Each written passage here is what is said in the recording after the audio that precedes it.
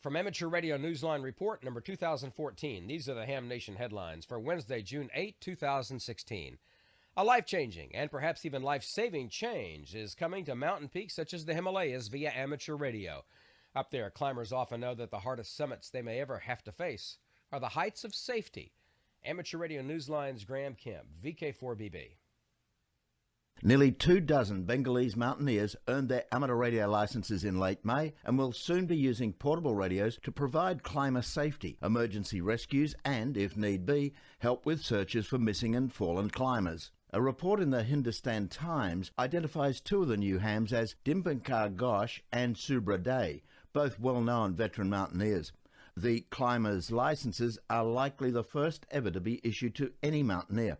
In addition to carrying HF radios with antennas in their backpacks, the guides will also be outfitted with transmitters that automatically send their position to base camp for tracking purposes in case of an emergency. The West Bengal Club's founder helped train and prepare the climbers for the recent licensing examination in late May. For Amateur Radio Newsline, I'm Graham Kemp, VK4BB.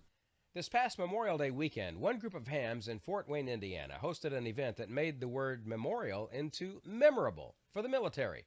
Amateur Radio Newsline's Paul Brown, WD9GCO.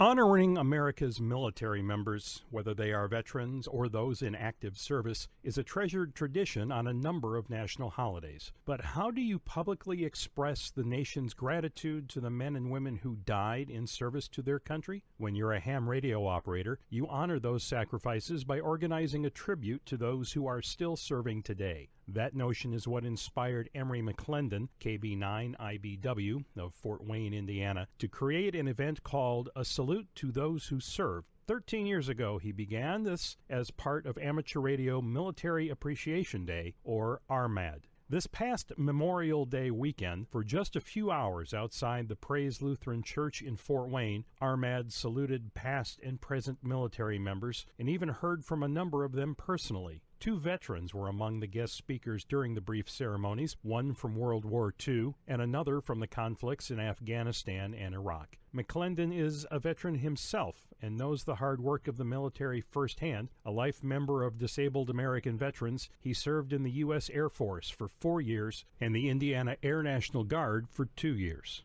For Amateur Radio Newsline, I'm Paul Brown, WD9GCO in Valparaiso, Indiana.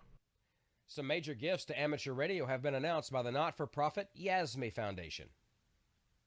The Foundation for Amateur Radio is receiving support for its 2017 to 2018 scholarship program.